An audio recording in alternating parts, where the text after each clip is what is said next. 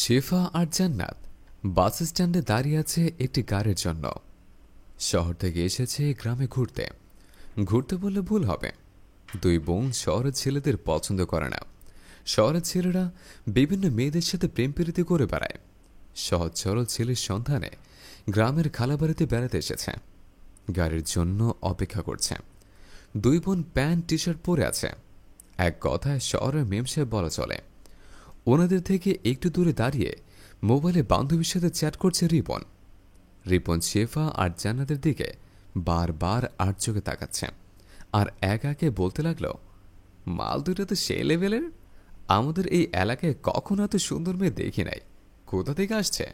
মন চাচ্ছে মেয়ে দুইটিকে নিয়ে একটু নিরিবিলি কোথাও ঘুরে আসে। শেফা আর জান্নাত দুজনই ওই ছেলেটির দিকে আর চোখে তাকাচ্ছে আর ছেলেটির কথা শুনতে পাচ্ছে। শেফা জান্নাতকে বলতে লাগলো, এসেছি গ্রামের সহজ সরল ছেলে দেখে বিয়ে করব। স্ট্যান্ডে দাঁড়িয়ে গ্রামের ছেলেটিকে দেখে মনে হচ্ছে ও গ্রামের ছেলে না, শহরের হবে হয়তো। আমাদের মতোই ঘুরতে আসছে।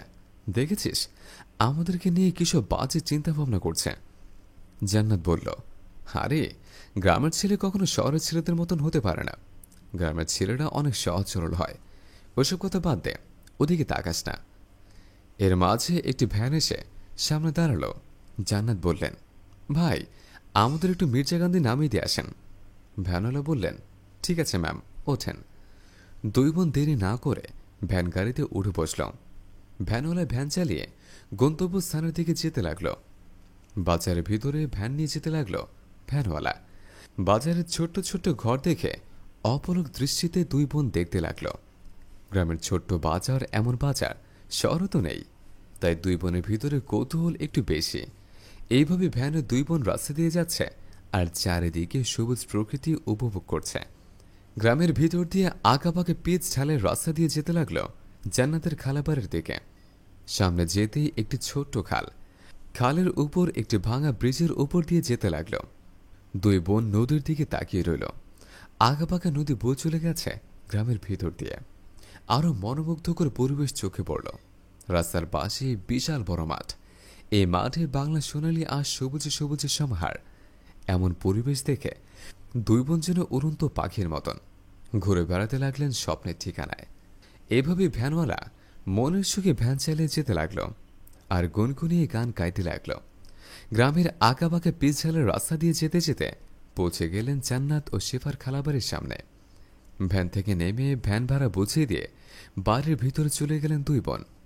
শেফার খালা আর খালু বসে আছে, দুজনে টিভি দেখছে আর কথা বলছে। এর মাঝে শেফা আর জান্নাত ড্রয়িং রুমে প্রবেশ করে। খালাকে জড়িয়ে ধরে বলতে লাগলো, খালা কেমন আছো? শেফার খালা বললেন, এই তো মা, ভালো আছে। তোদের আসতে কোনো অসুবিধা হয়নি তো? জবাবে শেফা বললেন, না খালা, আমাদের আসতে কোনো অসুবিধা হয়নি। পাশে বসেছিলেন শেফার খালু। জান্নাত খালুকে জিজ্ঞেস করলেন, খালু আপনার শরীরটা এখন কেমন আছে? জবাবে শেফার খালু বললেন, এই তো মামুনি, আল্লাহর অশেষ রহমতে এখন ভালোই আছে। তা তোমার আব্বু আম্মু আসলো না? জবাবে জান্নাত বললেন, আব্বু আসতে চেয়েছিল, আম্মু আব্বুকে আসতে দেয়নি। আপনারা জানেন না, আম্মু আব্বুকে একদমই চোখের আড়াল হতে দেয় না। ওনাদেরকে দেখলে আমার এখনো হিংসে হয়। বয়স হয়ে গেছে, এরপর স্বামী স্ত্রীর মাঝে কত মিল। জান্নাতের কথা শেষ না হতেই শেফা বললেন, আপু এসে ঘরে বন্দী হয়ে থাকবে, চলো গ্রামটা ঘুরে আসে। শেফার কথা শুনে খালা বললেন, তোরা কি পাগল হয়ে গেছিস? এত দূর থেকে আসছিস, কিছু খাওয়া দাওয়া না করে বাড়ির বাইরে যেতে পারবি না। আগে ফ্রেশ হয়ে খাওয়া দাওয়া করবি, তারপর বিকেলে ঘুরতে যাবি। খালার কথা শুনে জান্নাত বললেন, আমরা এসেছি যে কাজটা করতে, সেই কাজটা শেষ করি, তারপর খাওয়া দাওয়া করব। এই কথা বলে দুই বোন লাফাতে লাফাতে ঘর থেকে বের হয়ে গেল। শেফার খালু ওর খালাকে বলতে লাগলো, ভাগ্নেরা আসছে, এসে এর রোদের ভিতর গ্রামে ঘুরতে বের হয়ে গেল। ওদের যদি গরম লাগে ওরা আব্বুর কাছে কি জবাব দিব?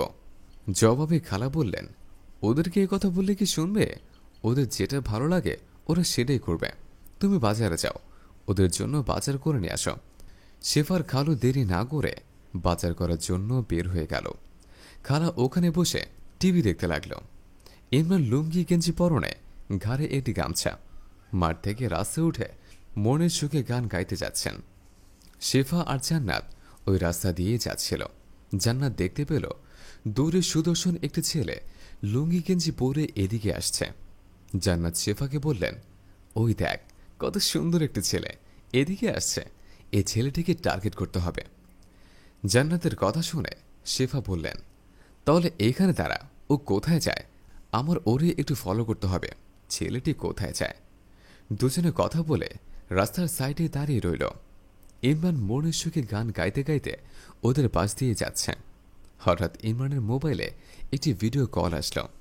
ইমরান কলটি রিসিভ করে ওরা গার্লফ্রেন্ডের সাথে কথা বলছে। ইমরান কথা বলতে বলতে রাস্তা দিয়ে হেঁটে যাচ্ছে। শেফা আর জান্নাত ইমরানের একটু পিছিয়ে পিছিয়ে ইমরানকে ফলো করতে করতে যাচ্ছে। ইমরান ওর গার্লফ্রেন্ডকে বলছে, অনেকদিন হলো তোমার ওইটা দেখি না, আজ একটু দেখাও না। ইমরানের গার্লফ্রেন্ড কি বলছে শোনা যাচ্ছে না। ইমরানের কথাগুলো জান্নাত আর শেফা দুজনে শুনতে পেল। ইমরান অনেক রিকোয়েস্ট করতে লাগলো ওর গার্লফ্রেন্ডকে কিছু একটা দেখানোর জন্য। ওর গার্লফ্রেন্ড রাজি হচ্ছে না। ইমরান রাগ করে ফোনটা কেটে দিয়ে একটু বিরক্তি বোধ নিয়ে সামনের দিকে আগাতে লাগলো। জান্নাত আর শেফা দুজনে বলতে লাগলো, ভেবেছিলাম গ্রামের ছেলেরা সহজ সরল, কোনো মেয়েদের সাথে প্রেম প্রীতি করে না। প্রথমে যে ছেলেটাকে টার্গেট করলাম সে ছেলেটাও দেখে প্রেম করে, তবু ছেলেটাকে আরেকটু দেখতে হবে ছেলেটা কি করে। কিছু দূর যাওয়ার পর ইমরানের ফোনে ওর আরেকটা গার্লফ্রেন্ড ফোন দিয়েছে। ইমরান খুশি মনে ফোনটি রিসিভ করে বললেন, কেমন আছো? অপর প্রান্ত থেকে ইমরানের গার্লফ্রেন্ড বলল, ভালো আছে। এইভাবে ইমরান হাসি খুশি ভাবে ভিডিও কলে কথা বলতে বলতে সামনের দিকে যেতে লাগলো। এক পর্যায়ে ইমরান ঘনিষ্ঠভাবে ও ওর গার্লফ্রেন্ডের সাথে কথা বলতে লাগলো। জান্নাত ইমরানের ফোনে কথা বলা দেখে খুবই বিরক্ত বোধ করছে। শেফা জান্নাতকে বলতে লাগলো, আপু তুমি মনে করেছিলে গ্রামের ছেলেরা সহজ সরল, তুমি দেখেছ যে ছেলেটাকে টার্গেট করেছ? একটু আগে একজন গার্লফ্রেন্ডের সাথে কথা বলে কি দেখতে চাইল, মেয়েটি দেখায় না দেখে ফোনটা রাগ করে কেটে দিয়েছে। এখন অন্য আরেকটা মেয়েকে আবার ফোন দিয়েছে আর ওই মেয়েটির সাথে ঘনিষ্ঠ কথাবার্তা বলছে। চিন্তা করেছ ছেলেটি ওর গার্লফ্রেন্ডের সাথে যেসব কথা বলছে একমাত্র স্বামী স্ত্রীর মাঝে এমন কথাবার্তা হয়ে থাকে। গ্রামের ছেলেরা এখন আর গ্রামে থাকে না, ইন্টারনেটের যুগে এসে গ্রামে আর শহরের মধ্যে কোনো পার্থক্য নেই।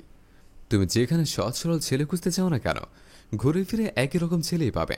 তার থেকে ভালো বাবা মা যার সাথে তোমায় বিয়ে দেয় সে ছেলের সাথেই সংসার করা ভালো। শেফার কথা শুনে জান্নাত শেফার কথায় রাজি হয়ে গেলেন। বললেন, চল খালার সাথে দেখা করে আজই আমরা ঢাকায় চলে যাই।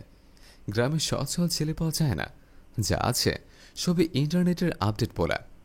বন্ধুরা, আমাদের এই গল্পটি যদি ভালো লেগে থাকে তাহলে অবশ্যই লাইক, কমেন্ট এবং শেয়ার করবেন। ধন্যবাদ।